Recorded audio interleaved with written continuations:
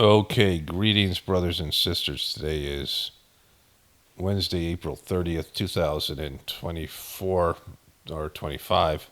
I understand why I get the day wrong, but the year. Um, Today is Babaji's birthday, so he's the second master, sort of the pivotal figure in the Saj Marg system in various ways.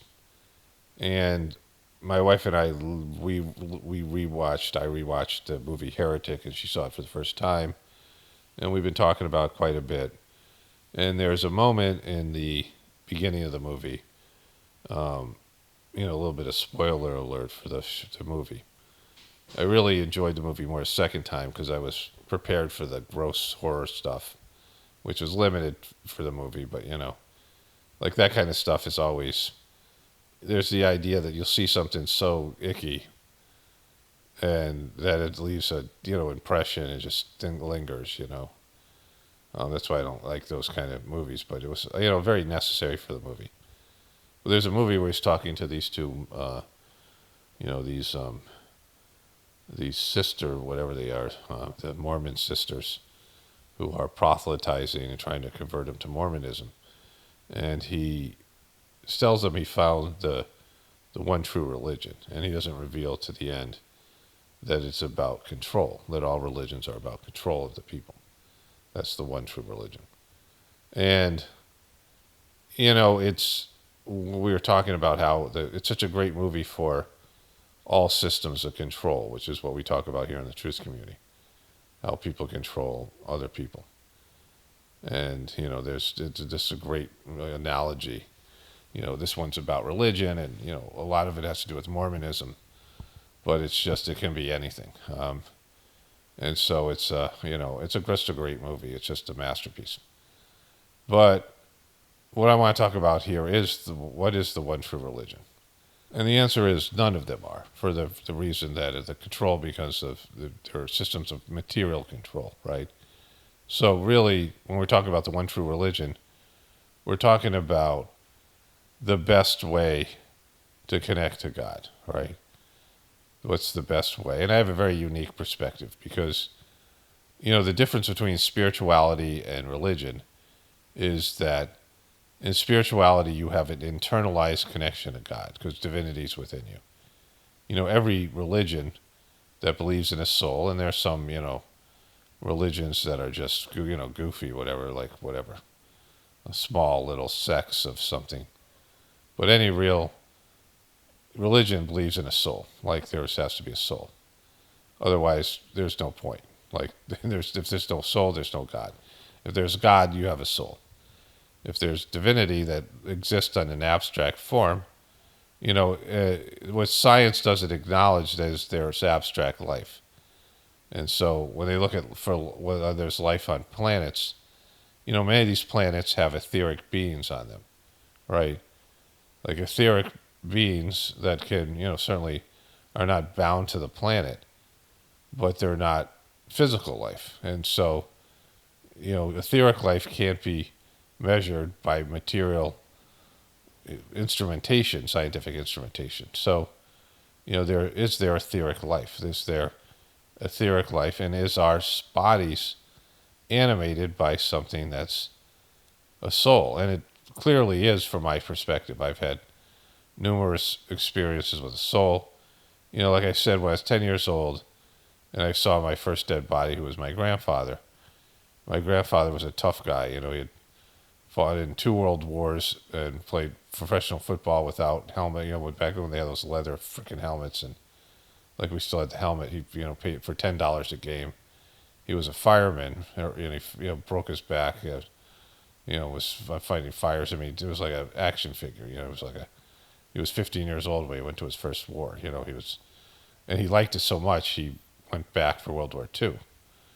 So like when he was in, he must have been in his like 30, 40 years old. So like he was, so he was like a very, he brought me deep sea fishing and pool halls, and he was like, in some ways my favorite relative.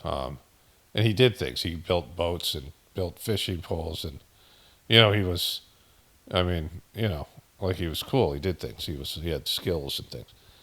And Like his fishing poles were like, ones you buy at a store. They weren't so like, he built boats for people. Like he, built some like boats for rich people in Boca Raton, Florida, where he retired.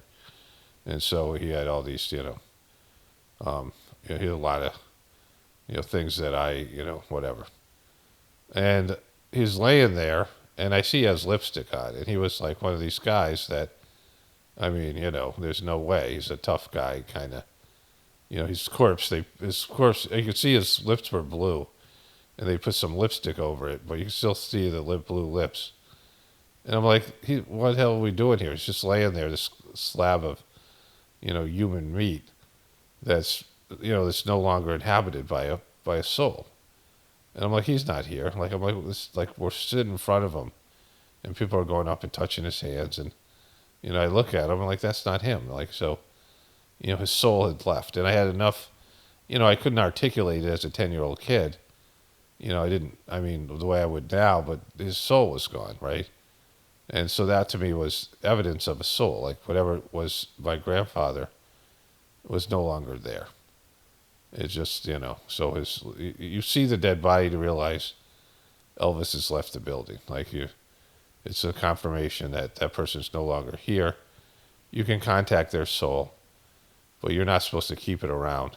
That's why they burn the body in India and various places, because the soul comes back sometimes, because it gets stuck here, lost, the way people die, and it hangs around the body, and then it needs to move on. And if you're supposed to be sad for a couple of days, and then you wish the soul well, and so it can move on to its next, iteration or whatever it is, its next, its next incarnation here or somewhere else or whatever, because its time here is done, and you don't want the soul to have to linger because you can't get over its death, the person's death, no matter how great the person.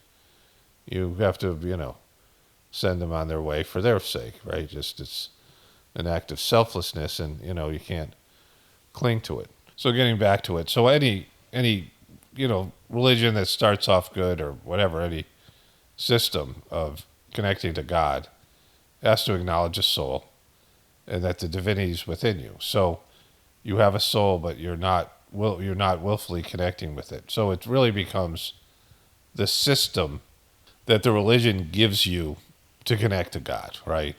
And so, I know in terms of religions, I know the Christian system the best. And so what the Christian system says is that if you accept Jesus as your Lord and Savior, and so there's a few things that go with it. The baptism is pretty much universally done because of John the Baptist. That you have water, which is just regular water. Of course, the Catholic Church, they have these little jars of holy water that people stick their grimy hands into. And it just sits there, like stagnant water.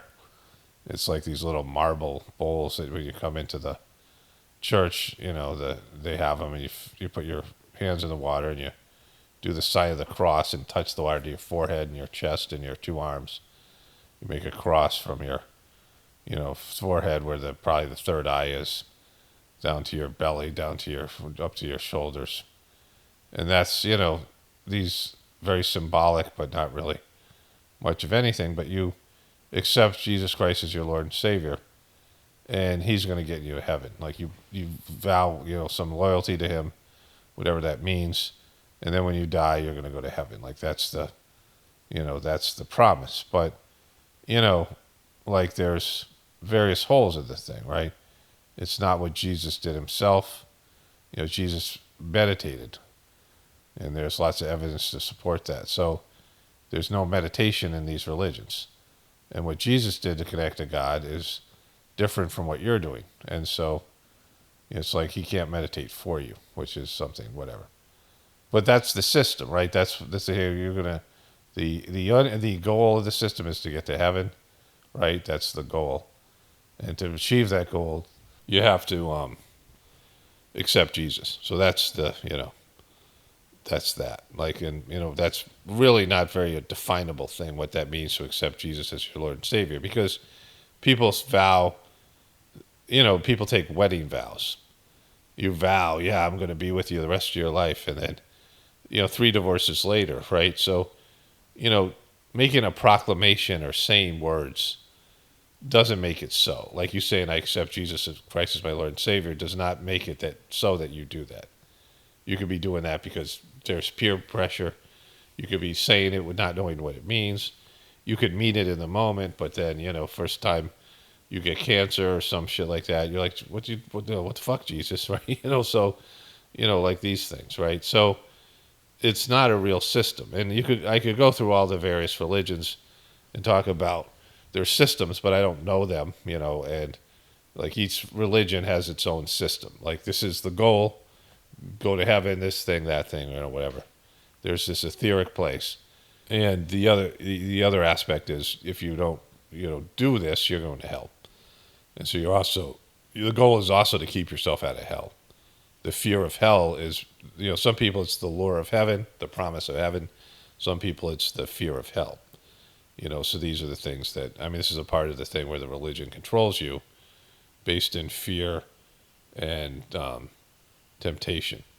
And so I'm going to read Babaji's his first chapter of Reality at Dawn, which is called Religion, which is, more towards what they do in India, which is about the control system. And so, it's very bogus. Like, again, this idea of a past life and a future life has been taken away from the Christian tradition because if you have those things, they can't control you, right? If you know you're going to have a future life, then they can't say it's a, the important part of this, the dogma, is that it's a what-off. Like the hell versus the hell heaven, paradox or pressure, the pressure of avoiding hell and going and going to heaven is a one-time deal. Like it's a one and done. There's no, you have this one life, and if you don't get it, you're fucked. And so that's the selling point, right? That's the, we're talking about the method. What's the method behind the religion, right? And so, I had this experience of being in a spiritual organization where, spiritual organization is there to connect you to the divinity within you. And there's various methods for that. Like there's, I think it's called Vipassana yoga. And what they do is they sit and meditate, and it's like for 12 hours. And you're supposed to be really uncomfortable physically, and the physical discomfort and the pain eventually creates an opening to you to just like detach from your body. It just breaks you down. It's like endurance, and there's a lot of physicality to it. And I knew this young guy who did it, who was a farmer, and it was back when I was a preceptor, and I'm like, trying to say, look, you should try our thing. Actually, I wasn't a preceptor then, but doing the Saj Marg system. I was trying to say, why don't you try our thing? Because it's not, you forget about your body, right? Because I, felt like, the Saj Marg system, its philosophy and method is so much better than that, which I'll discuss in a bit, right? But, you have these religions like Christianity that there are legitimate saints that come out of it, even with a flawed system. And those people transcend the religion, the bullshit, methods that you're given. And just because they're talent. So this idea of the one true religion, but really it's a big part of it is how talented a person is and how devoted they are to God. And they will find a way through their bogus religion to become spiritual and do what Jesus did. Because Jesus transcended his religion. Right, Jesus came in as a Jew, and he transcended that. He realized his religion was bullshit, and he became a spiritual person. So he went from a religious follower who follows these teachings that are, many times bogus, and if they're not bogus, they just lose their meaning, right? A lot of times there's these things that people do, mantras in India, spiritual practices that were good for a time when a certain person was alive, a certain time of period in history, but they lose their essence and people start doing them in the wrong way. Like people don't do them the way that they originally done over time, the game telephone. And so, you do have these higher developed souls in any religion that find a way to go beyond the limitations of the religion itself and become spiritual people and connect to God directly. And so, there's a method that they use. There's something that happens, a shift in consciousness. Many times it's not something that they can describe because it happens on an etheric level. It happens on a soul level. And it's not something where there's some physical instructions. In terms of even meditation, it's not just sitting there with your eyes closed. Like you have to be, you have to shift into a different level of consciousness. It's like, those magic eye books where there's a hologram. And until you see it, you doubt that it exists, right? Other people are like, oh, I see it. And you're like, do you really see it? Like, I don't see it. So what are you seeing that I'm not seeing? And that's like a metaphor for spirituality. That there's, something that happens, and it happens not where you can control it, like through concentration. I'm gonna see God, right? I'm gonna experience God. Like it's, you have to be able to, like, let it happen, right? The best jump shot is one that you're not thinking, like, but make sure you're doing, like, if you're playing basketball or, any sport that I play, once in a while we go to Top Golf, and I'm a pretty good natural athlete, and for golf I just never liked it. I like being on the golf course, and I like hitting things, but I couldn't control where the ball would go, right? And the best thing is the drive where you hit the ball far, and I had a hook. The ball would hook off to the left, and if I could have taken some golf lessons and and whatever, change my swing. But it's a slice to the left or a hook to the right. I don't know, but it would just whatever spin I was putting on the ball, it would hook. And when I hit the ball great, like it's you can't recreate that on every shot, and so like there would just be times that you would just hit it right with baseball or whatever, any of these sports. Sometimes you just throw a great pass, like the perfect pass, even with a frisbee, which is easier to control the frisbee. But like you just make a good throw. Like that's what they would say. Make a good throw in baseball with this velocity and spin and things. And like that whole thing is a level of spiritual, like kind of letting go, doing the work to get the right proper form. In your jump shot, in your you need to know how to like throw like a one-handed like a split finger fastball, all these things. But once in a while you just make this, you bend it like Beckham, right? It's just and it's not something you can control, right? Like you see some of the shots like Steph Curry's makes and these things, some of these elevated things that people do. And like I've made incredible shots and hit incredible golf balls, like that's without much skill in terms of golf. And you're like, wow, I wish I could do that every time. And there's a whole thing like goes into it. It's like just penetrating to a different level. And some of it is, letting it flow through you, like being in the zone, like people say, and how to get into that, right? How to, transcend the mental thinking about it, but also, you have to put work and effort and develop muscle memory and, the practice levels and things, the training that goes on in athletics. And so, I recently I've been making videos about finding morel mushrooms. And my wife, I didn't even know morel mushrooms existed until my wife took me and my family out. We went to like the woods, and she said we should look for mushrooms while we're here. We're going for a hike. And we were like, what's that? And then we came home one day, and my son was like, I think there's morel mushrooms in our driveway. Because, my wife had showed us pictures. And there were. Like, I was like, no way. And there were. And we have them in our yard. And, I just did some videos about them. And there was, a period where we came home from a vacation last year, and there was a bunch of them. And I was finding them left and right. And my wife's like, oh, you're naturally good at finding them. Because they're hard to see, and we have our lawn is usually pretty long by the time the morels are up. And there are leaves from last year that'll be there. And the morels are the same color as the dried leaves. And so, it's a vast area, and sometimes your eyes will just pass over them. But, there was times where I was this year that I was talking to my wife on the phone, and I was just walking around the yard with my dogs. I'd be like, oh, there's one. It was like I wasn't even looking. It was like a moment where, I'm not really remembering what I'm doing. Like I forget I'm looking for them, and then I'll see them. Like it's just as soon as I let go of the trying to force myself or will myself to see them, But also I know kind of the way that the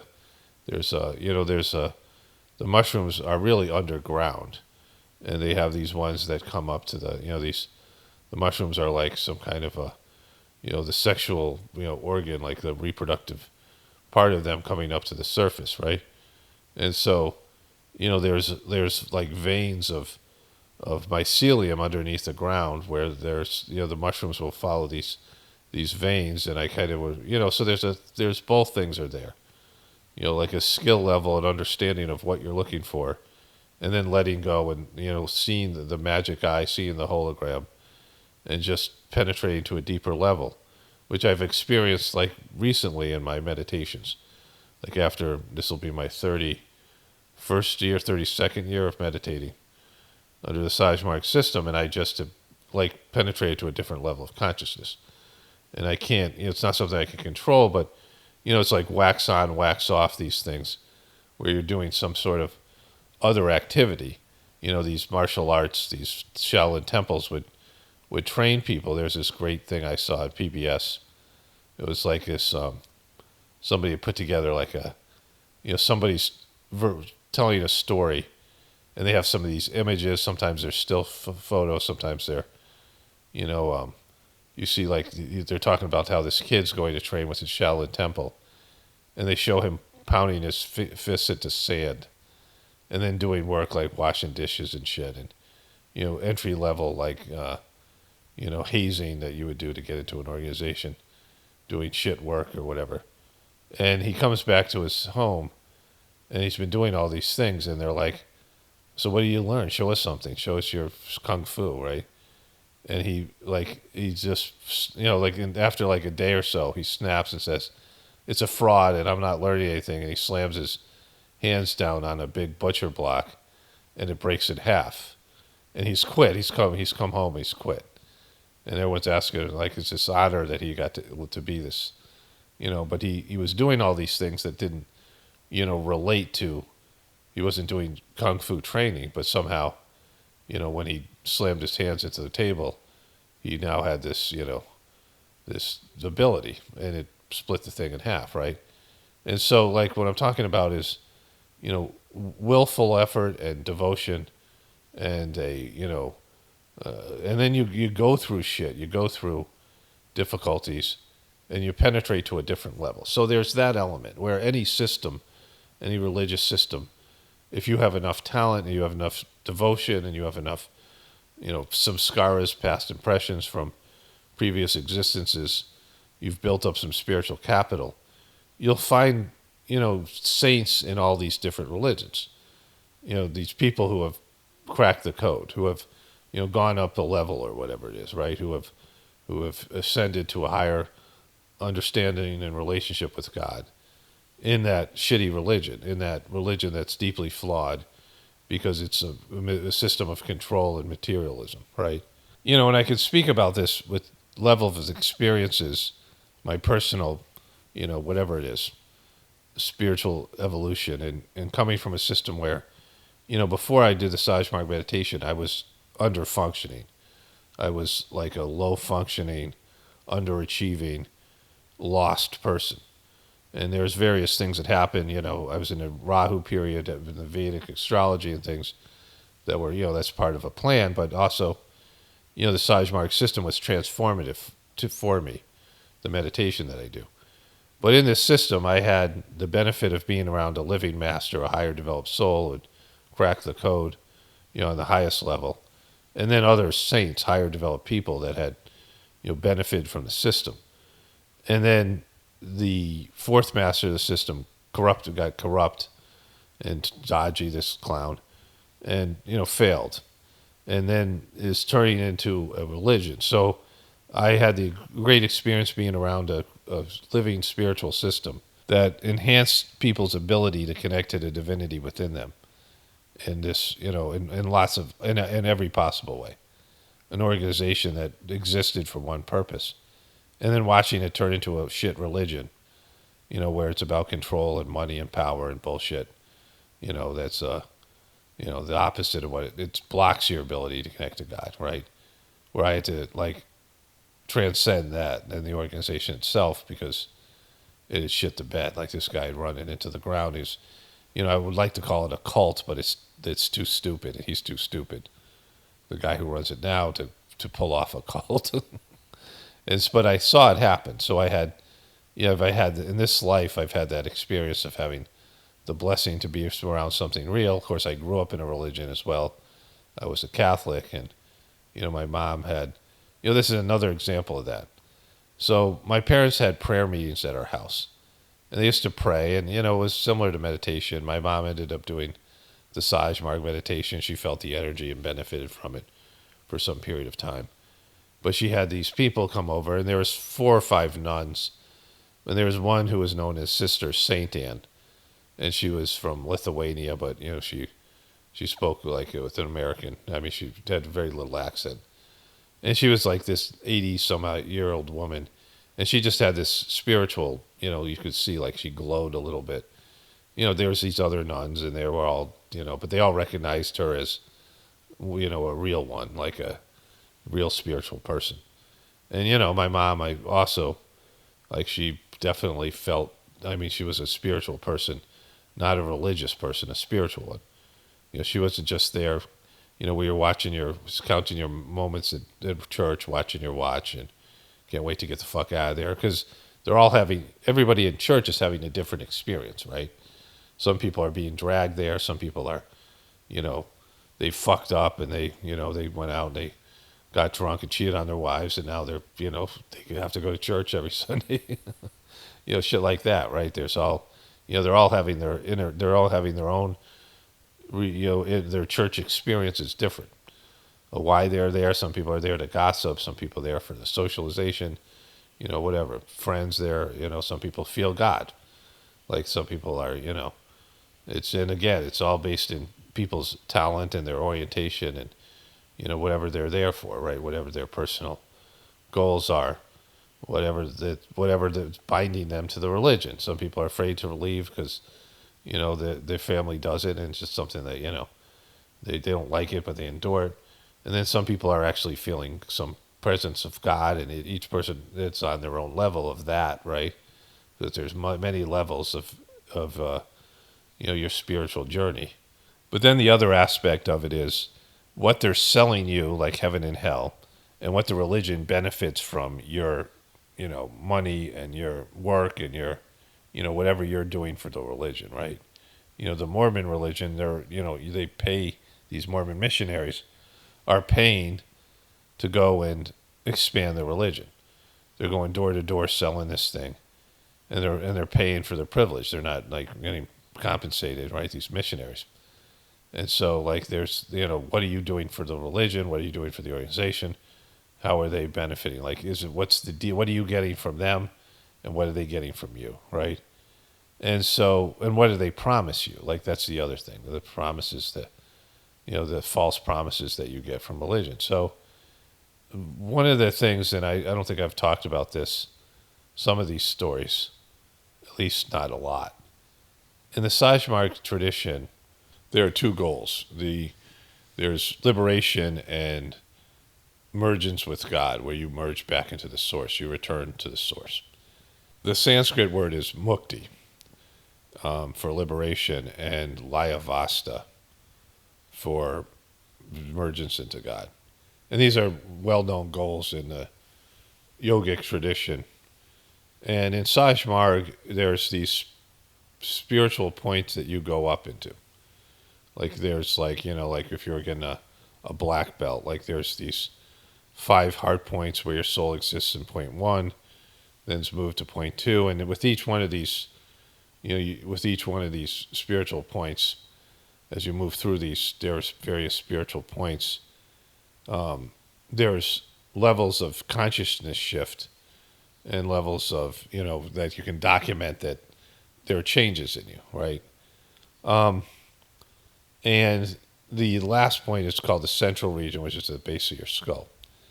And so one of the differences between the Saj Marg system and traditional religions, like there are these elements to it where you wouldn't say these things if you're selling them. And so the second master of the system merges in the central region. So he's reached this goal. And he's intercommuning with the previous master who had died years earlier. And he says to him, is that it? Is that all there is? Is this it? Like this is what I work for and you work for? This is what we've been working for? Because it's really subtle. It's not some, profound drug experience. It's very subtle. Like when you achieve God, God is subtle. And so you have to become more and more subtle yourself, more and more simple, as a person, more refined. And, love is subtle. Divine energy, God energy is subtle. It's the most subtle thing. And so, gross things are exciting. Gross, heavy things. Excitement is, the emotional excitement and, things that have a big experience, things that, we like to be stimulated. And, the kind of stimulation is like, it has to escalate, right? What stimulated you before, this is like the idea of a gateway drug. What stimulated you before isn't as stimulating, like people who are thrill seekers, which is, the opposite of God. You want to feel fear, you want to feel, these lower level emotions. And so what scared you as a thrill seeker jumping out of an airplane, what is the next level, right? People who have to have those kind of, they're like dead inside and they have to have, just to feel alive, they have to do, sociopaths. And so God is on the opposite spectrum of that, where you become more subtle. And so Babaji said to Lalaji, is that all? Like, this is what, holy shit, this is all there is? Like, he was surprised, and which is, not something you want to hear when you're pursuing something that's difficult to achieve, right? That when you get there, it's, I would say a letdown. Like, in terms of selling you do Saj Marg, this is what Babaji said, his experience with reaching the goal. And so Lalaji says back to him, well, if this condition is so insignificant, why don't I withdraw it from you? If this is all it is, if you're disappointed, why don't you take it? And Babaji said, I would rather die. So the condition, and this was discussed by the third master of the system, and he said it's condition defined by that it's so insignificant that it seems disappointing, but once you've achieved that, you would rather die than have the thing taken away. Like it's, it's not some explosive, huge orgasmic kind of, pleasure-based experience, fireworks, but it's like something that once you have it, once you've attained it, you would never, want it to be withdrawn. You would never want to descend back down to the more grosser, mundane aspect of life where there is excitement, right? Where there is, explosive type of things. There was also a discussion between the third master and the second master where the second master said, if everyone knew what this thing was about, there would only be the three of us. This idea that, how much you have to give up, how much you have to sacrifice for God, how much you have to give up of your own personal ability to choose to do the wrong thing, all the things that you have to endure to reach the goal. If people knew what they were getting into, they wouldn't do it. It would be too much for them. It would overwhelm them. Having the, you're able to experience the end condition in the meditations, and that's another great thing about the Saj Marg system, that you'll get these brief moments where you experience the end goal from your position, and when you do that, it's amazing, because it's the contrast. I was drinking a lot, using drugs, and eating shit foods, like health fast foods, when I was in college, and my body started to break down. And so I was like, I don't feel good, and my brother was doing macrobiotic eating, which is a weird kind of a diet, but it was healthier than what I was doing, and I started doing it, and I felt amazing. People experience this where you are eating toxic foods and you're living a shit lifestyle, and you start to change that. I was already exercising, so that wasn't. But when people start, doing things like exercising, you feel great, but it only lasts for a month or two, because then it just becomes normal. Feeling great and feeling much better than you did before when you were forcing toxins into your body. And then when, there's that relief of, going from something bad to something good, but that good becomes your normal. It's what you do every day. And then you don't have that rush of the contrast between what you were doing that was hurting you and then living in a healthy way.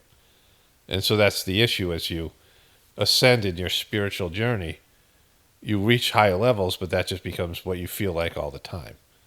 And you don't realize, you don't appreciate where you were before. And then when you go through these cleanings in the Saj Marg system, something heavy is removed. I went through this really difficult period where, everybody was kind of turning on me, and I was going through a divorce, and it was just, all these goals and all these things we were trying to achieve just ended. My family was decimated, and I was physically, I was stressed out and having to reinvent myself and my family and all these things. And, this is when the YouTube channel took off. There's all these things. That was added a level of stress as well, and I mean, it was a good thing, but it was also whatever. And, I went through this cleaning. I was doing a lot of these sittings, and I went through this epic cleaning, which is what it's called in Saj Marg system. And I got as many individual sittings as I could, and I prayed, and I did these group meditations, and I was meditating 3-4 times a day, and then one day it was just gone. And I realized I had brought into this life a bitterness towards God, a frustration. And, once that was gone, I felt like my serotonin levels went up. Like I felt amazing. And, that's just what I feel like all the time now. It's, I can still remember the contrast, because it was only, it was in 2015. It was 10 years ago, but still, it's very vivid for me. And it keeps me, it's one of those things that, keeps me going, because I've had confidence in the cleaning process. But, it doesn't feel as good now as it did then, because how bad I felt before, how frustrated my life had been up to that point. Because if you have a bitterness towards God, then you're always going to have failure and frustration, and you're going to be, and you're going to be mad at God for it, right? Some level of victim consciousness. And so I couldn't move forward and be successful and, live a good life with that level of negativity. And having that removed, it was just amazing. But again, things move on. And so when you finally reach the goal, it's just normal for you to feel that way. But some sense of you knows that you don't want to go back. And so that's one of the real things about Saj Marg. They don't, say that you're going to be in heaven with 70 virgins and a mule and everything's going to be blissful and pleasurable, because that's not reality. That doesn't exist. The other thing that Saj Marg says is that when you die and you go to a higher place, or whatever that you do, you're still going to work. There's no this idea of going to heaven as a vacation. It's a bullshit thing, because without your body, how bored you get on vacation. You see what happens to people when they retire. When they don't have any, my dad complained about his job as a guidance counselor constantly. He complained about the commute, and he was looking forward to his retirement. But he retired and he just went crazy. Like he just, he sucked at golf, going back to golf, but he thought he was going to play golf regularly, and he sucked at it. Like I was better than him and I barely played. And he didn't really like it. And he didn't have friends in the social system, and he didn't have hobbies. And so when he died, he had nothing but watching TV and eating, which, he ends up, his eyesight goes, when I saw him last, and he couldn't eat anymore because he had irritable bowel syndrome. So, whatever he had left in terms of, things that he liked to do, he couldn't do them anymore. And he was he just went nuts. He still, went crazy. Like he, no longer had a purpose, and he was kind of none of my, I have a brother and 3 sisters, and he had grandkids, and no one would go to him for advice or he sucked as a person. Like no one wanted to be around him. He wasn't likable, and so he had nothing. Like, he had no purpose. So as shitty as his job was for him, you see this with people when they retire. Like, they just, one of the things that Master Charji said, third master of the Saj Marg system, is that your difficulties and your miseries bind your personality together. This is another reason why difficulties are this miseries is divine blessings, which is another thing about the Saj Marg system. That miseries are good things. Like, you're not going to, most religious systems promise you relief from miseries. If you do the system, you won't suffer. But, miseries are supposed to be a good thing. They're divine blessings. And one of the reasons they're divine blessings is when you have difficulties, it binds your personality together. You have to overcome things. It's like, you have it's like your family's going through something and you have to rally together. But it does that internally for your system. Like, when you have goals and you have things you have to achieve, it keeps you going. It keeps you waking up in the morning and functioning, and it gives you purpose. Like, not having goals. I went through a period of my life where I had no goals, and it was horrible. Like, when you have no ambition, there's no reason to get up in the morning. And you have these ultra rich people that don't have difficulties because everything can be solved, other than health issues that are, cancer or something. Most of their problems can be solved, and they don't, they don't have to get up and do some job and whatever, even as shitty as jobs can be. These people, and you see, that's why really rich people go crazy, because they don't have a purpose. They need a hobby. Then they need a spiritual goal or something. And really, everyone should have a spiritual goal, because that's the most important thing to have. You have to have something you're working for on a spiritual level. You have your material goals, and you have your things you're doing, like, building a garden, growing food, and whatever it is, right? These things. But also, a spiritual goal, which is, more important. And lots of these religions, they don't really give you a real spiritual goal. It's like Christianity. It's the promise of heaven. But it's not a goal that you're achieving, because that's something Jesus is doing for you. And, I'm contrasting this stuff with Saj Marg because it's important, because, like, if you have a real thing, with a real system, with a real method, they don't lie to you about sugarcoat things for you. In the Saj Marg system, the master of the system was helped to accelerate a person's spiritual evolution if they were working hard and doing whatever. And so they were able to go through these various, the spiritual yatra, the journey of these spiritual points, in a way that's faster than, if just by self-effort. But there were people, many of them, who fell. There was this thing called spiritual gravity, where people were able to reach the mind region. And these spiritual points coincide with the goal of liberation. So you have these 13 points. And when you reach point 6, which is the third eye, and that's to be avoided because it's a power point, but it's really the 7th point in the mind region. You now are free from future incarnations on Earth, based in being mandatory, where you're trapped here in the cycle of rebirth and death and rebirth. Now you can come back, but you're not stuck here. You're not bound to planet Earth. If your soul chooses to come back here for its own purposes, whatever reasons they are, then that can happen, but you're not stuck here. And that coincides with the 7th point, and then merging to the source with the last point, the 13th point. And there are people who achieved the central region. Master Charji's father, who was sort of gifted it, and he fell because he got so obsessed with stamp collecting, a very mundane, boring activity, that the concentration on materialism and the obsession he had, the hobby, pulled him out, which is kind of a sad thing to hear, because it's so innocent. Like, a stamp collection isn't really a bad thing, right? And then there was another guy, K.C. Varachari, was a higher developed, religious scholar who got jealous and, fell. And so that's the other thing, like, falling is a part of it. So, there's no blank promises or blank checks, and, it's something that you always have to work for. And when you die, you're going to do more work. You're going to go to heaven and work for God. Not heaven, but etheric world, and work for God. And, there's no sense of a permanent vacation or pleasure or these things. Just more of the same. Like, it's just, It's a more realistic. I mean, it's not some, where you're being sold a line of shit, right? Because, the some great fantasy. Because you know what I mean.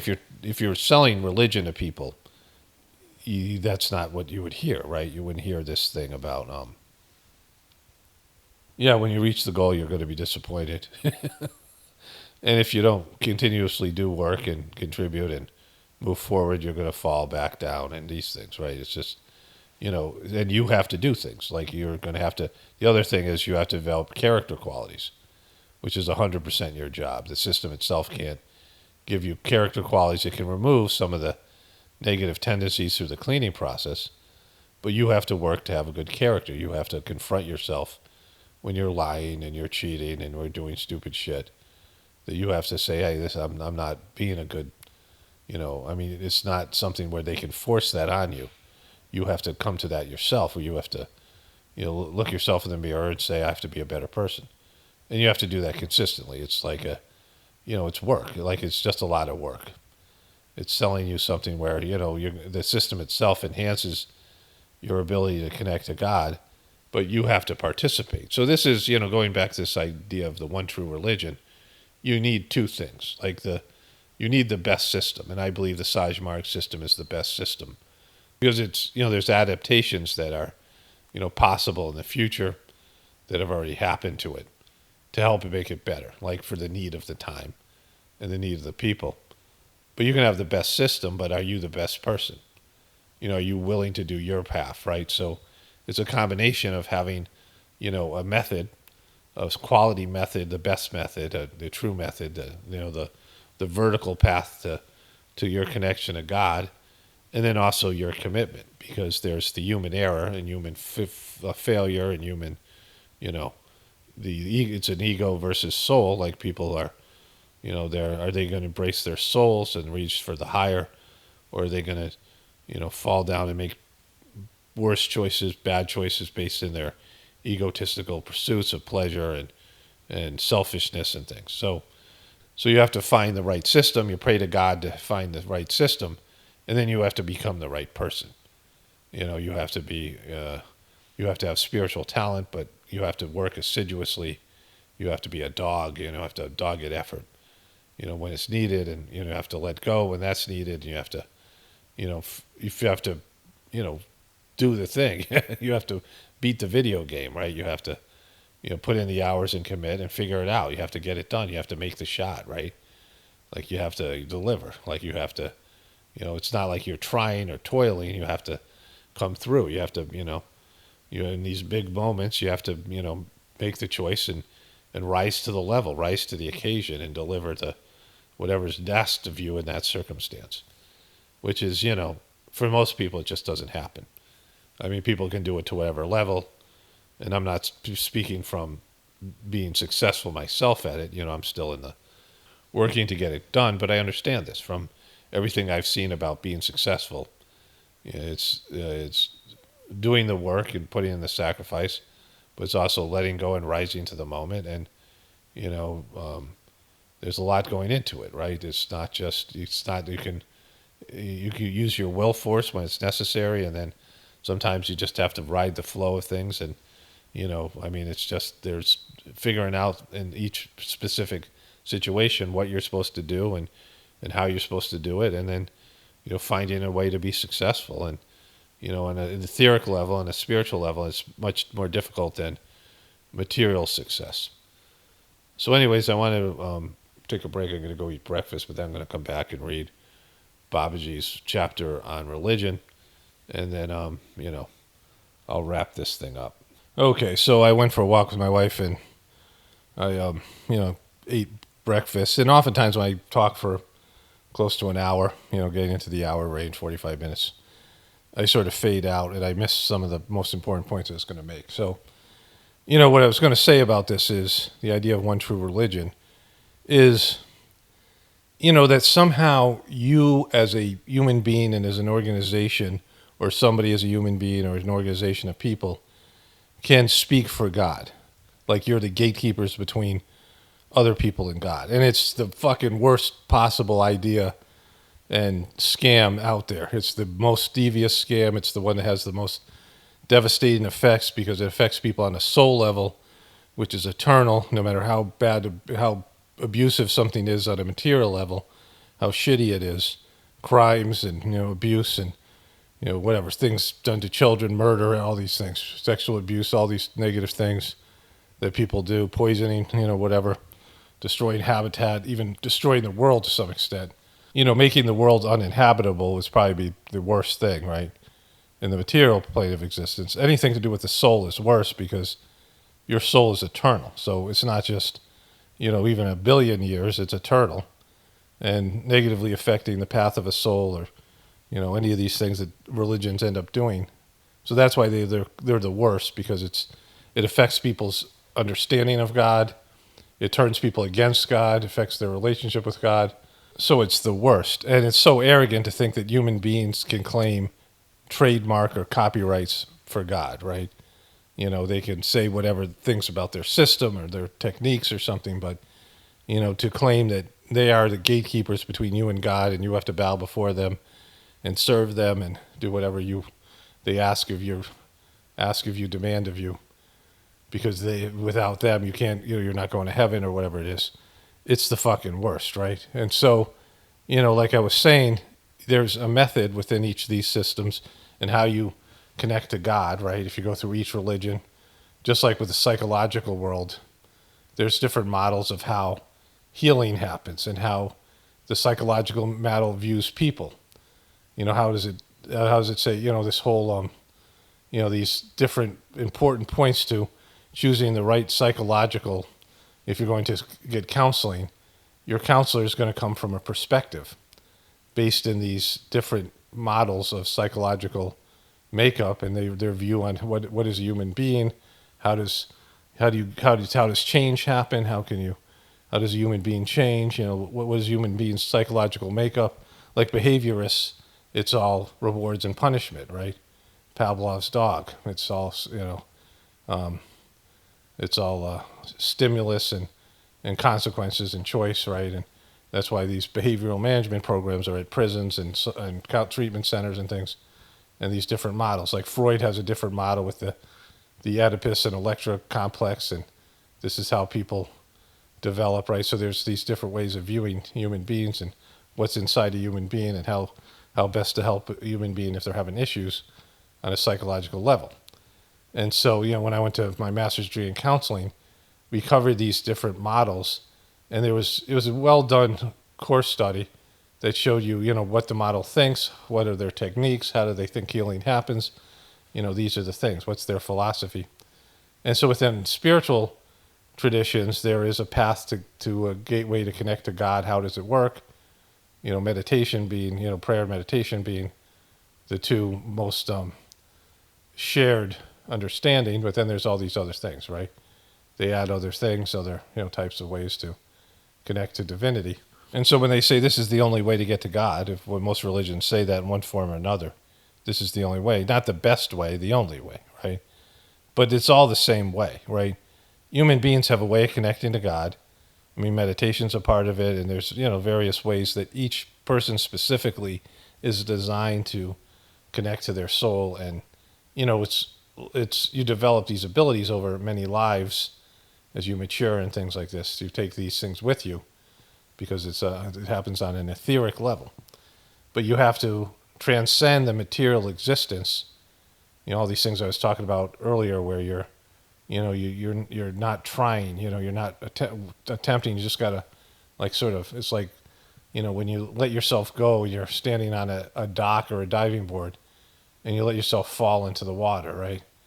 It's like that, but it's going up instead of down, and now you're in water instead of, it's like diving into the water, right? But there's a moment between when you leap, which is an act of will, to where gravity takes over and you're flying through the air, and then you land in the water, and that's, there's just like falling asleep, there's this, letting go of consciousness, and at that moment where you go from being awake and conscious, although you might be sleepy, your eyelids are getting heavy, these things, but then you plunge into sleep, right? So, there's this element, and that can't be copyrighted or trademarked by any organization. They could guide you on how to do that if they had the methods to do that.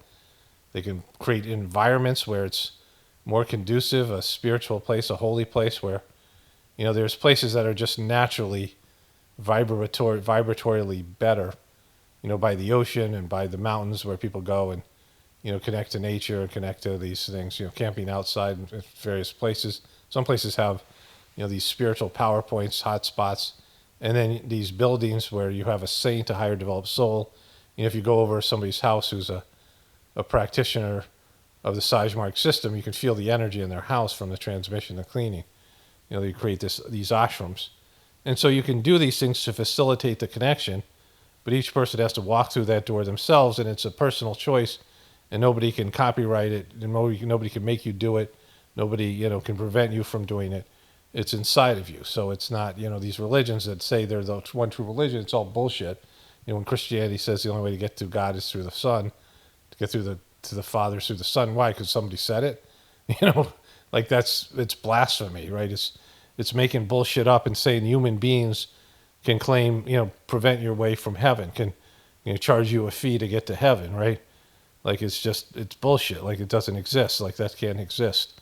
And so within any spiritual type of adventure, your individual, an individual has the capacity to connect to divinity within themselves. It's just limited to, it's always better to have support, training, guides, people lead you along the path, people will oversee your journey. Those things are always better. It's like going, trying to travel from New York to California without a map, right? And without a compass, and you're just driving random roads or being blind, so, you're just driving on roads that are, random, and hopefully you'll make it west at some point, right? But if you have a path that's laid out in front of you, you have people overseeing it, benevolently, doing God's work without any thought of their personal gain or profit from that, these things. That's what people need to have in terms of, guides, spiritual masters and guides or gurus, is somebody who's getting nothing out of it for themselves.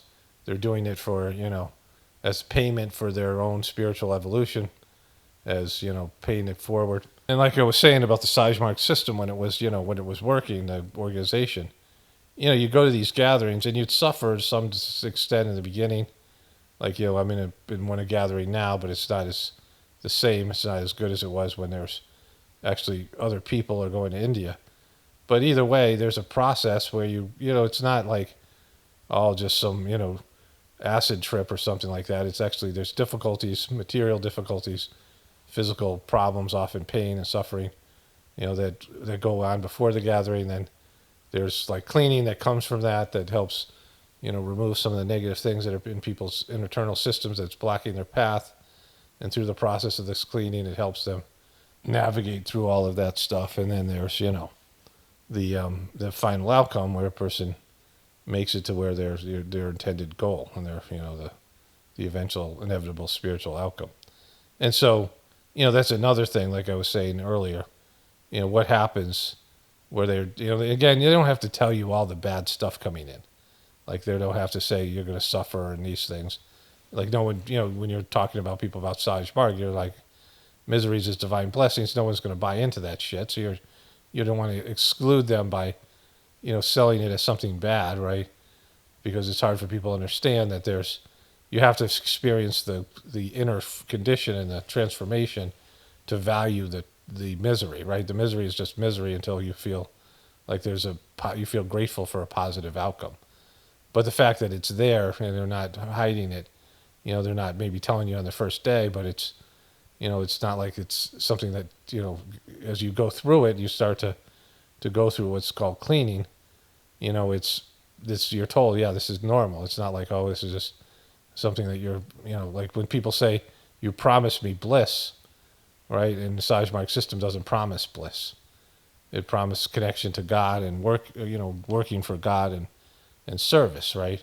And so whatever reason you come into it, you don't sleep well, you're stressed out, whatever things are going on, feeling lost, so you're hopeless, these things without a purpose, no goal, whatever, reasons people come into the thing. Some inner craving for divinity, the unexplained inner craving for a connection to divinity. these types of things.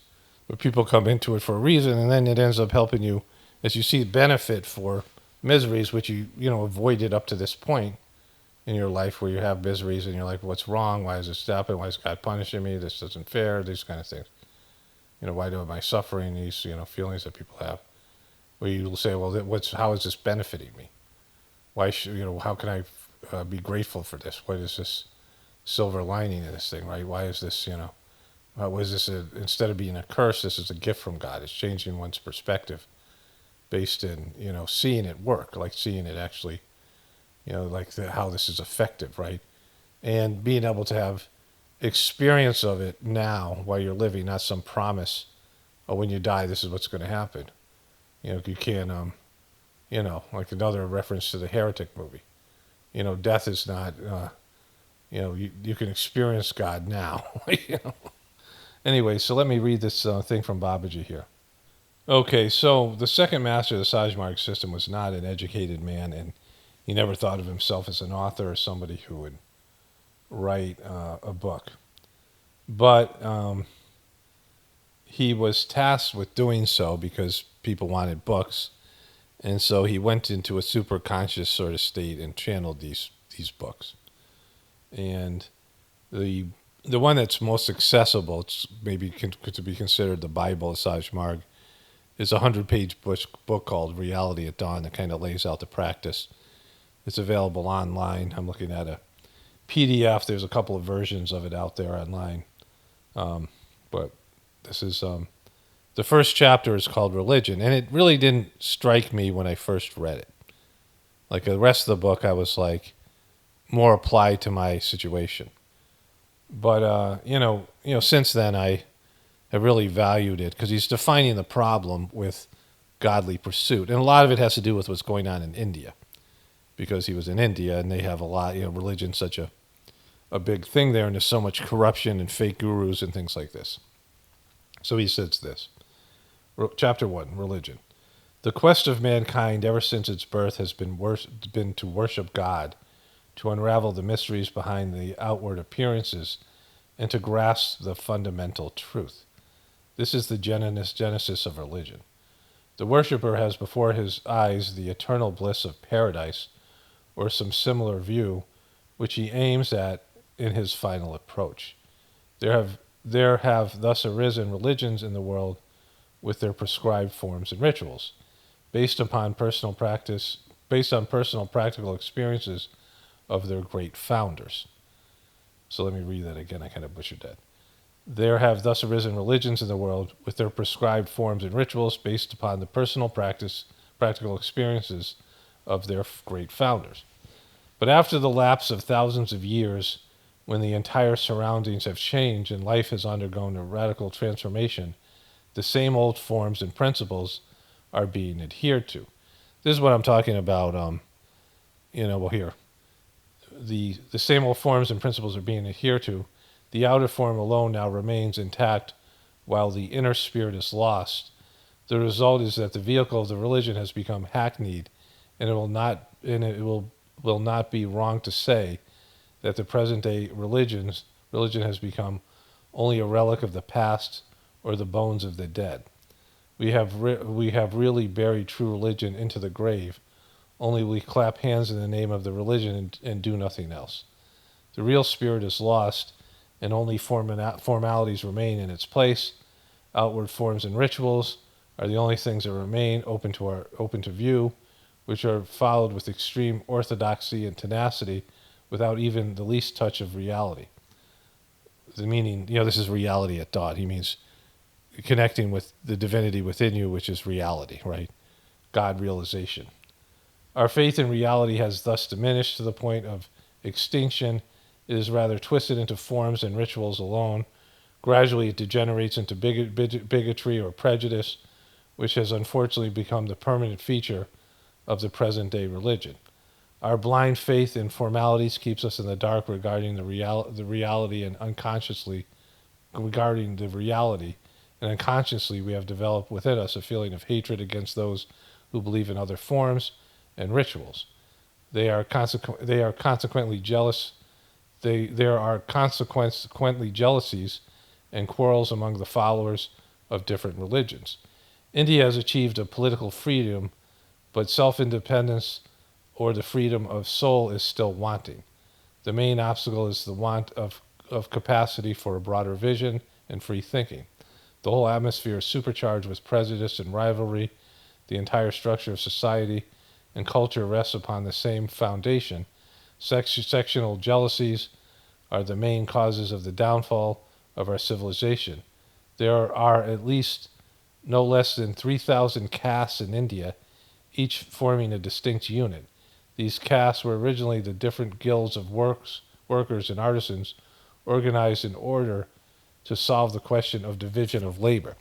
So the caste system that was, I think, brought by Krishna was that these people would be born into these, like you would be a farmer or be a blacksmith or, you'd be these various types of work that you were going to do. And you would grow up in a household full of these people, which of course, would encompass that a soul chose this ahead of time.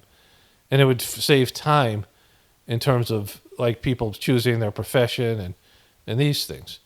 But then it just developed into what's now just this prejudicial shit show of castes where it's, like it's not about that at all anymore. But today each guild tries to cut itself off from the rest of the community, forming a separate independent unit, harboring feelings of hatred and jealousies towards the other. The whole society is thus proceeding towards disintegration. The time is now at hand when this evil shall soon cease to exist. Nature is at work to put an end to this evil. The scythe of time is unsparing. Let this serve as a warning to the ardent supporters, advocates of the caste prejudice. They cannot escape the consequences unless they mend it in time. The will of God must have its course.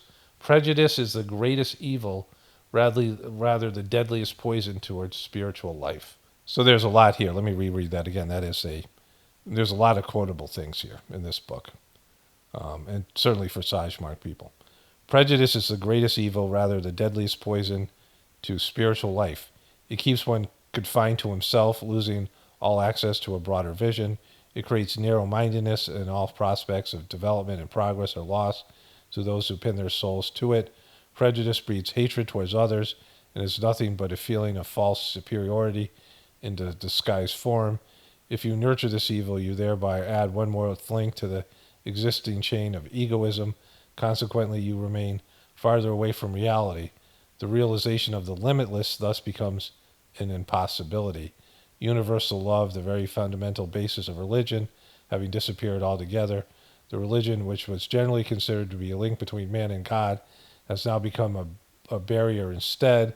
If we keep ourselves bound fast to a particular form or practice without a clear idea of its real significance and a final approach, we are probably committing the greatest blunder. God is not to be found within the fold of a particular sect. He is not confined within the certain forms or rituals, nor is he to be traced out from within the scriptures. Him we have to seek for in the innermost core of our hearts. So this is one of Babaji's fundamental teachings. Let me read that again. It's a separate quote. This is one of the greatest quotes in the system. God is not to be found within a fold of a particular religion or sect. He is not confined within the certain forms or rituals, nor is he to be traced out from within the scriptures. Him we have to seek for in the innermost core of our heart. And so going back to prejudice, the idea here is that a godly person and a person on a spiritual path is subject to many great changes. They have to be willing to change. You have to accept that there are things in your system you have to give up. There are things in your life you have to give up, or at least transform your attitude towards them, and that there's adjustments to what you're doing. And sometimes the truth sucks. Reality sucks. And things that you are rationalizing or justifying, you have to get rid of victim consciousness, and you have to stop thinking you know everything and prejudging things, right? And so a spiritual person has to accept that change is possible for themselves or other people. And even the most unlikable people, and oftentimes it's the case that people who you really dislike, let's say I tell 10 people about Saj Marg, the one person who will get it Well, the people will be the person I'll least likely think is like will get it, right? It's a weird thing. Like people who I, would never in a million years say that they would be a good abhyasi, a good practitioner. And out of all the people, they are the ones that do it, right? They're the ones that end up sticking with it. And so it's a very strange thing, but you have to be open to any possibility. And as long as there's life, there's a chance for change. So there's a chance for hope, even in the worst of the worst. All the people that you hate, all the Joe Bidens, the Donald Trumps, all these people.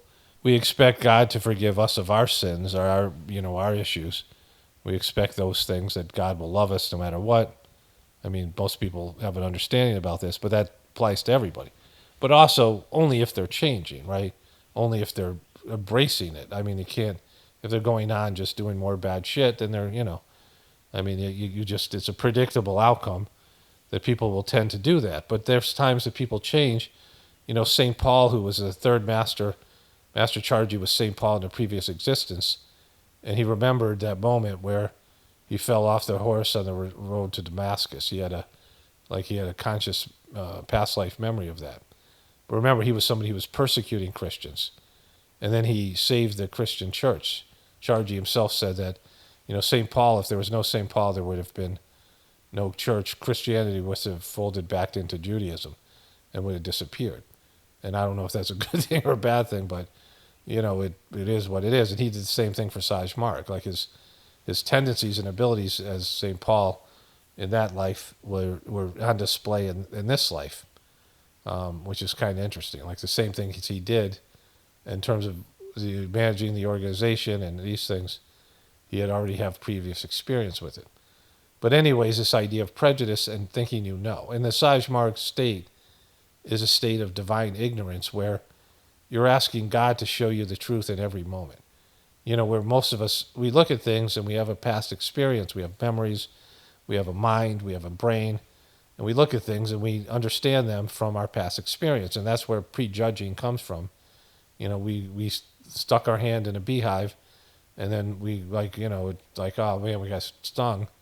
And we're like, I'll never do that again. And now you look at bees and you're like, those fuckers, those stingy things, right? That's your experience as a bee. You touch it burning, you touch your like a flame and you burn yourself. And you're like, I won't do that again, right? Like you have these things. It helps for survival. You know what things are, right? That thing will eat you. That thing is good to eat, whatever it might be. You have a reference point for it. You see it and you understand it. And it helps you guide you through your life where we find out what's dangerous, what things are going to help you, these things. And so we have these desires that come along with it, comforts and things. We choose to avoid the bad things and like the good things. And so those are all valid ways to survive and valid ways to be conscious of your life around you. But in terms of the stuff to do with prejudging on a spiritual level, it stops you from seeing the potential. Like you judge something before it happens. And then and then you judge other people, some people that could be beneficial to you. Maybe they have knowledge you don't have. Maybe they have something to offer you. But you look at them as being a piece of shit, some demographic you don't like or whatever. And so this idea that you're with God and that through your connection to God that everything's possible, changing yourself and people changing themselves, and that you don't know what's going to happen until it happens. And prejudging stops that because you just assume you know ahead of time.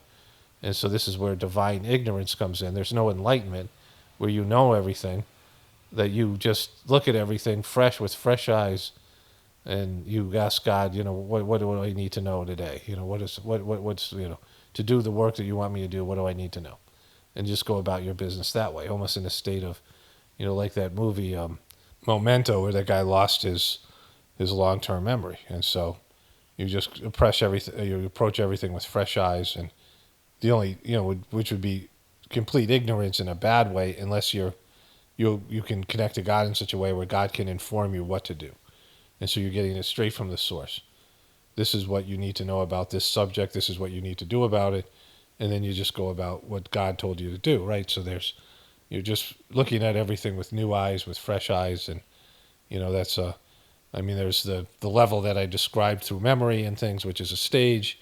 But at some point, as you evolve on a spiritual level, then, it goes from where you had all this knowledge to where you know nothing, but God shows you what you need to know, and you're in complete service to God, and you always do the right thing because you're not burdened by having all these prejudice and knowledge that you think you have, limited knowledge in every capacity, in every way, shape, or form, but still you think you know things that you don't, and you make choices out of faulty knowledge and limited reasonable critical thinking skills. There's a lot here in what he means by prejudice. And so then here, there are various conceptions of God. People look upon him differently according to their capacity and understanding. The most commonly accepted conception of God is eternal power, but the philosophic view goes much beyond, and includes the idea of nirguna Brahma, or intermediate absolute, which is above all multiplicity and distinctions. Which is above all multiplicity and distinctions.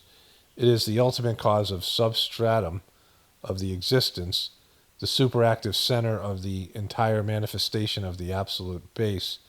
So what he's talking about here is God in the absolute form as, an idea of like something so subtle that everything else is a perversion of that, right?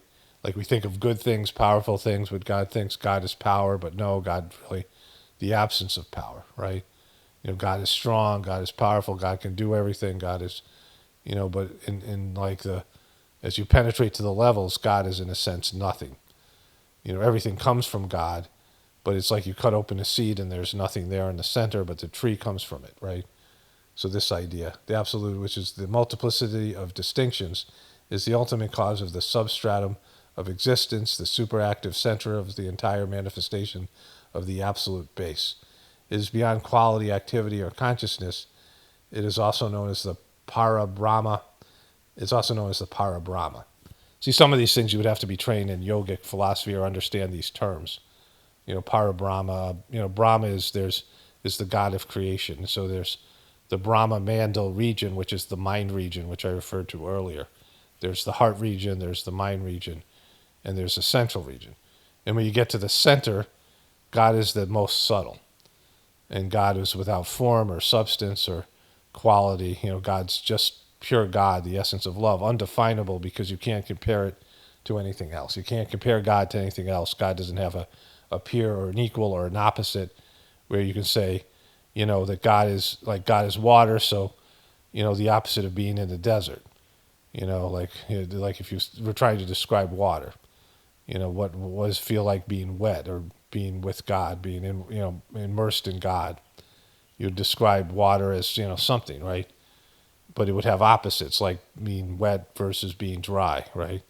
These things, being, the difference between water and air, right? These types of things.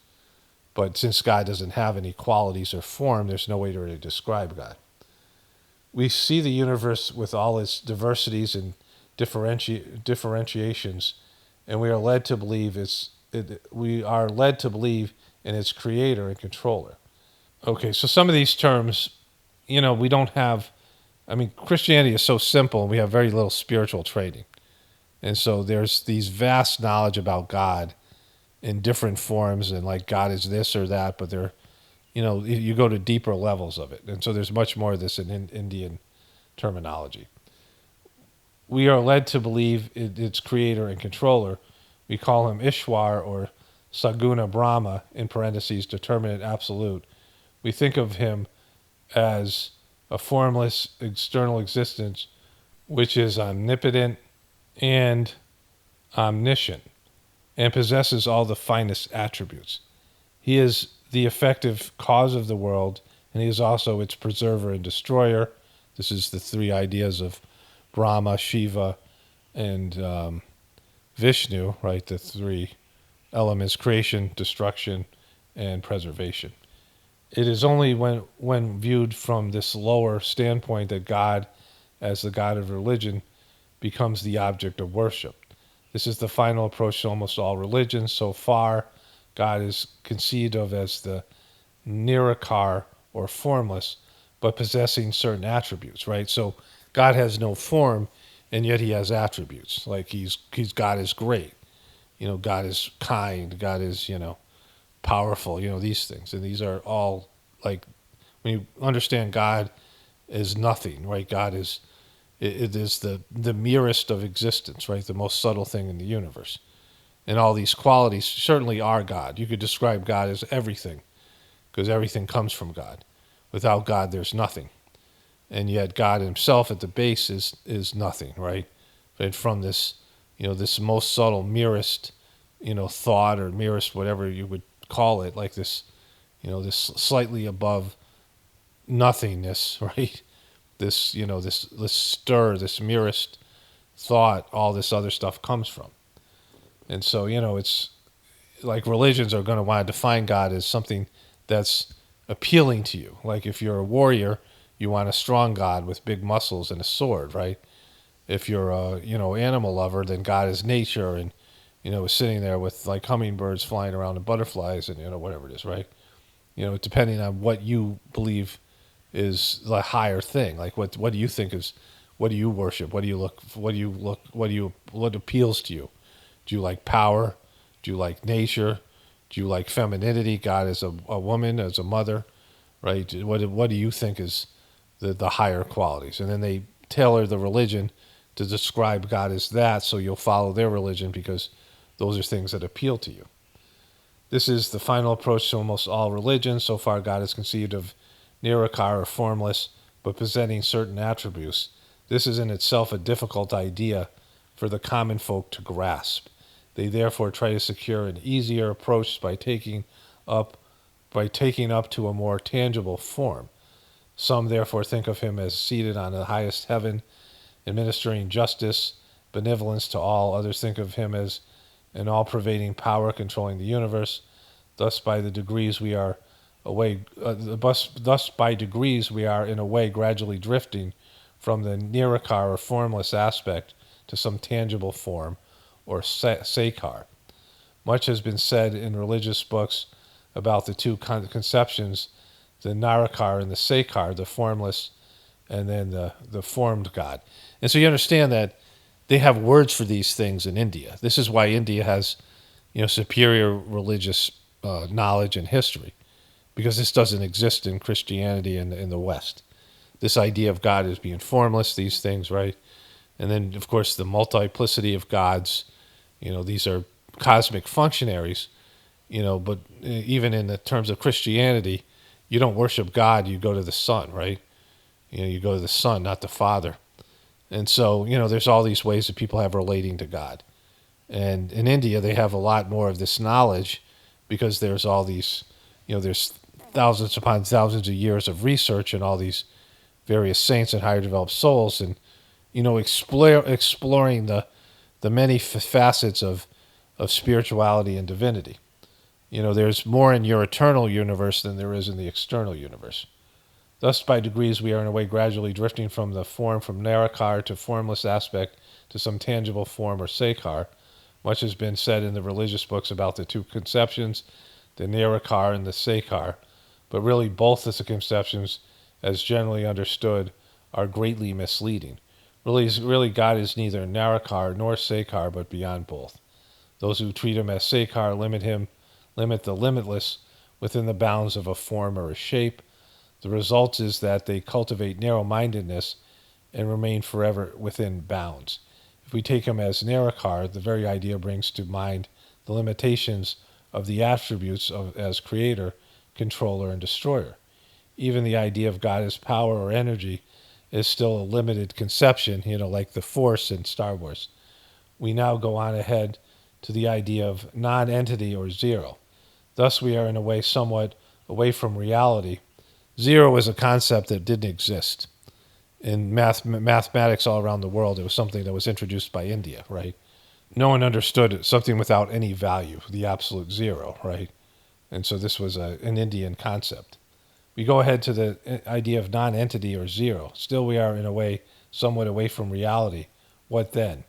Expression now fails. Sufficient be it to say that we are really away from both the conceptions.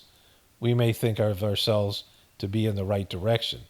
So long as we remain confined within the bounds of religion, the God of religion remains in our view, and we remain entangled with one or the other view. The highest spiritual attainment is only possible when we go beyond.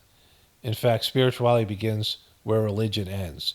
Religion is only a preliminary stage preparing a man for his march on the path of freedom. When he has set his foot on the path, he is then beyond the limits of religion. The end of religion is the beginning of spirituality.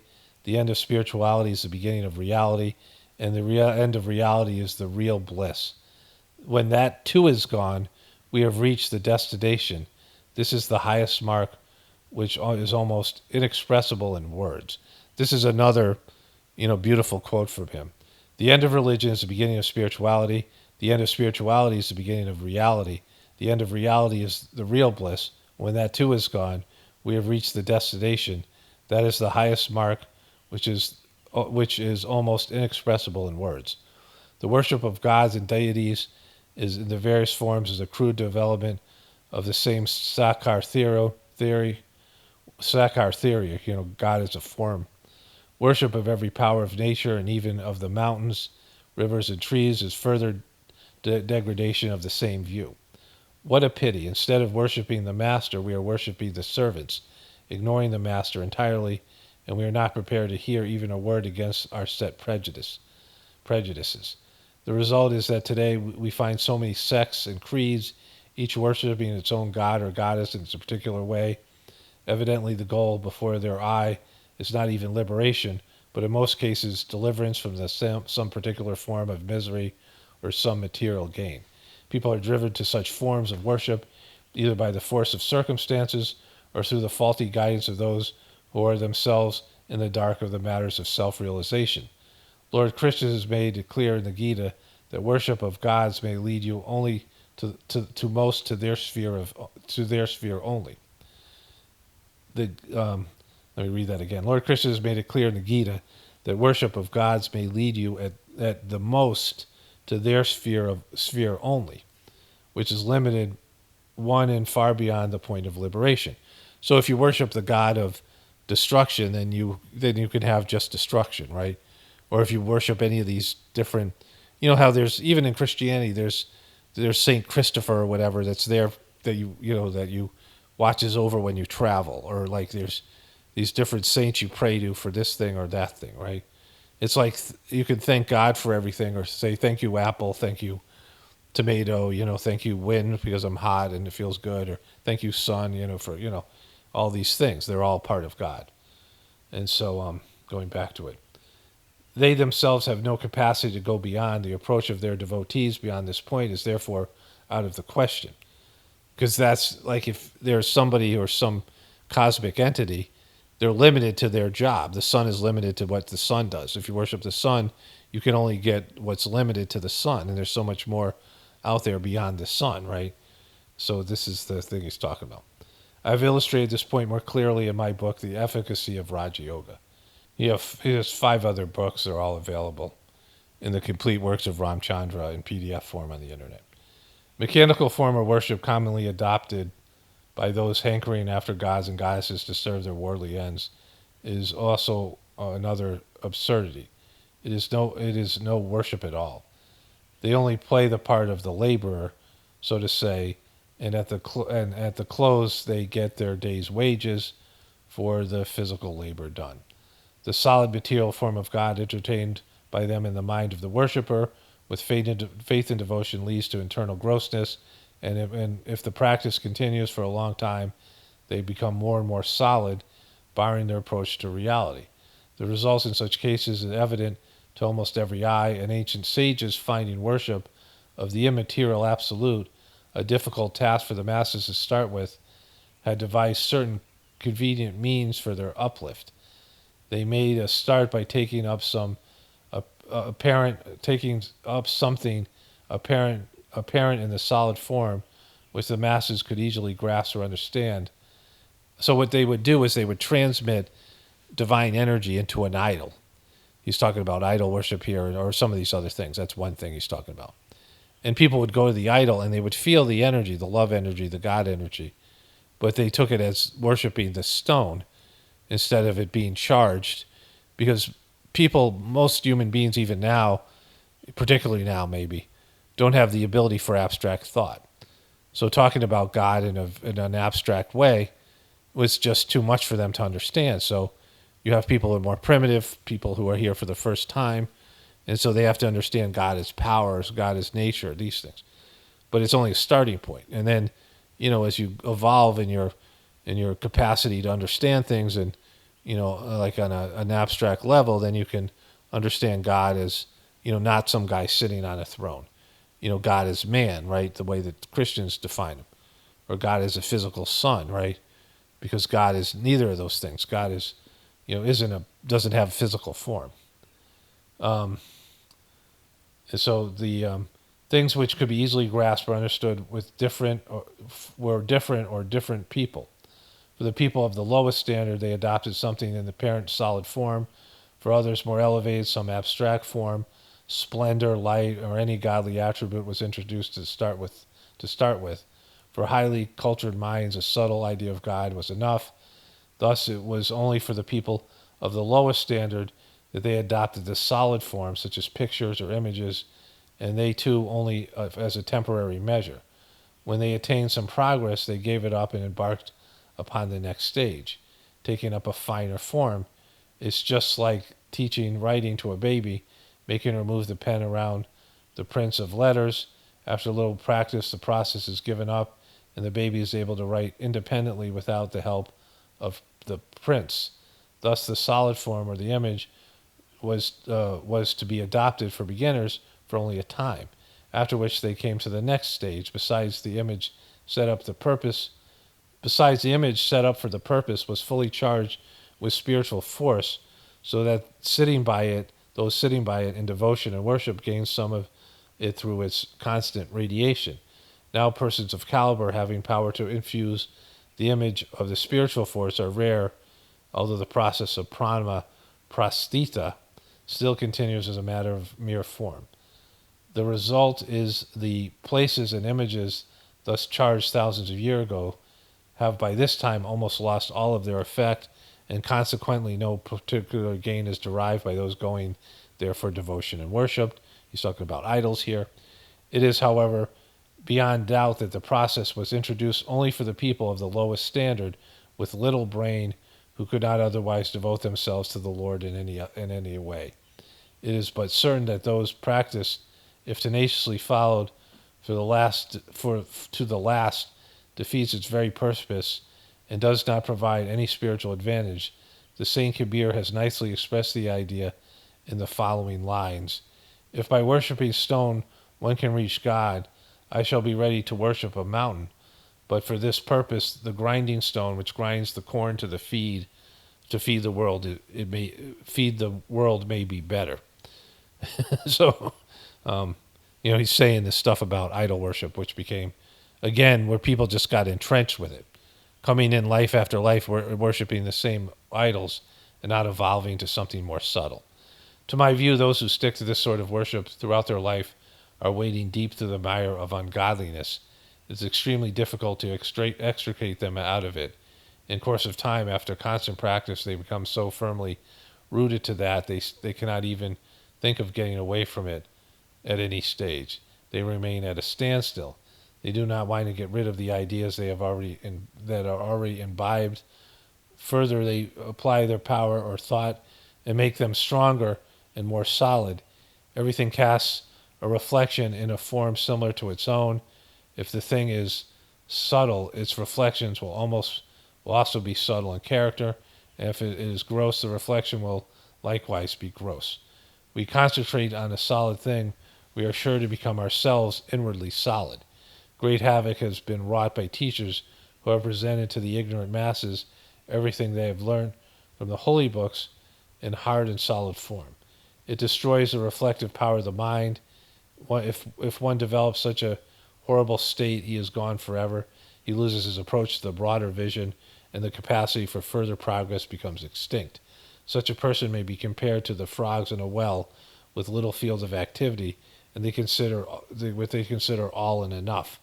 They remain whirling around in a closed sphere, hemmed in on all sides. They are hammering at the same thing all their life. Stories and illustrations of gods are enough for them. When the practice continues for long, the cells of the brain are affected, and they can become saturated with thoughts which grow stronger day by day.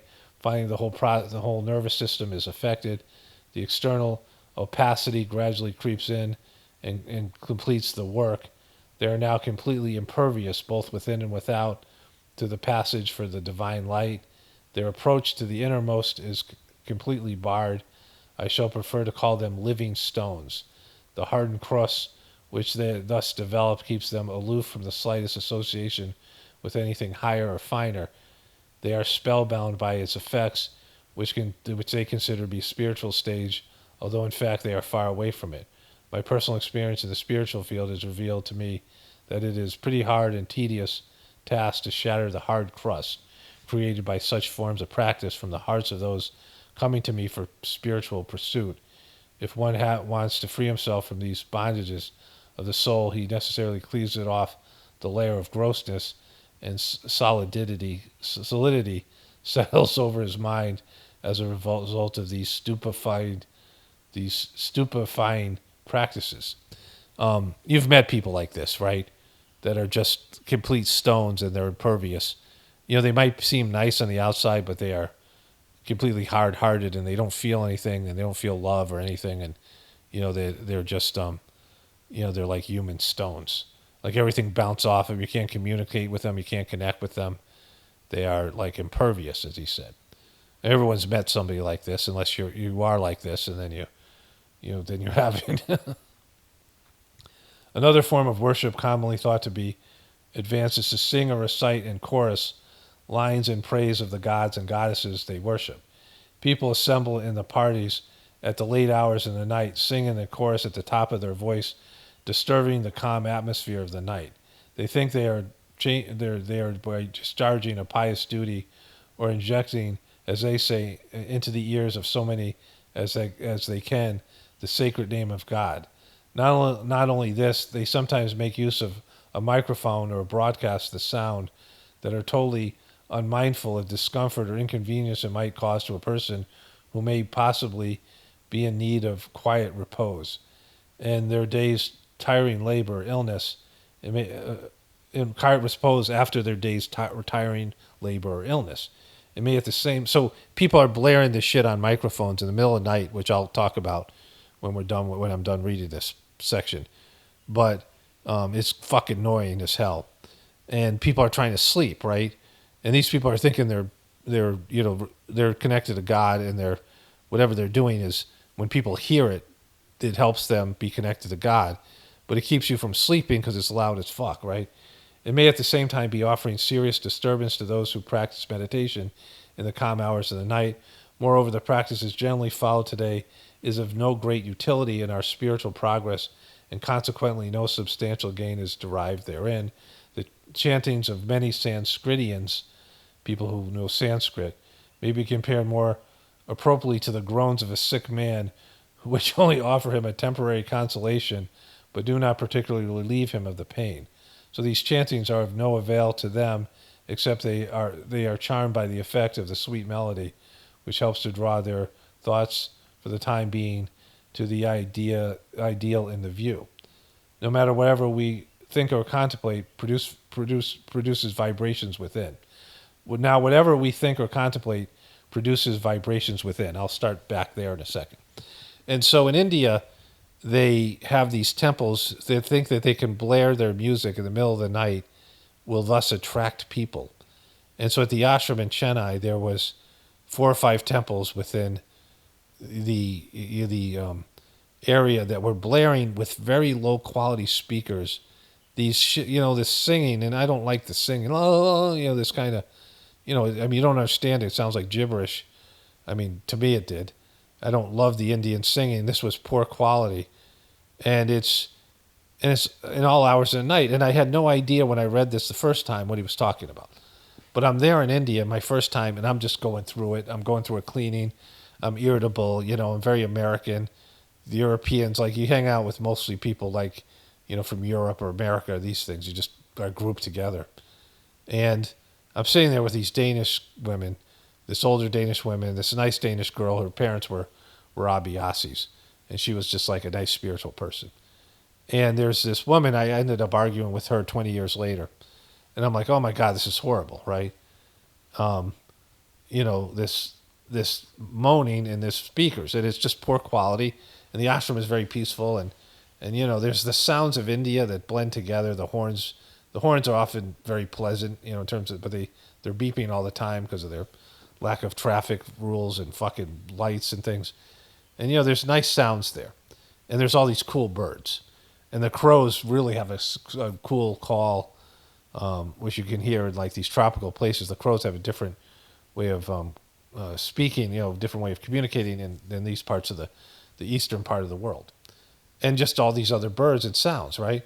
And they're just blaring this shit over poor quality speakers, and I'm like, I'm like, complaining about it, and this woman goes, "Well, this is good for them," and she starts getting into me about fucking, they didn't like me because I was American, this kind of stuff, right?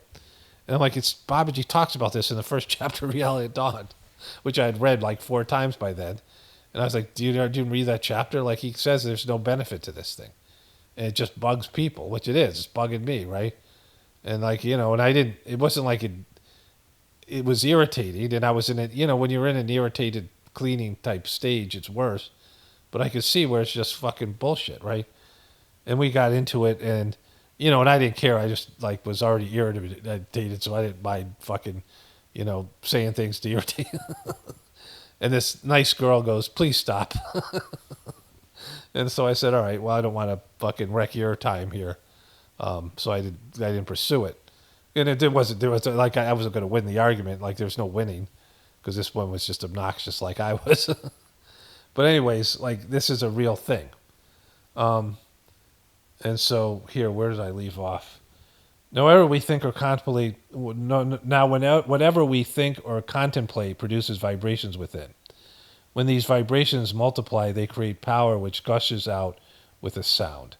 The vibrations carry with them the effect of thoughts and feelings of individuals, so the pious effects of the purest minds in the company is likely to be spoiled by the evil effect of the impious minds.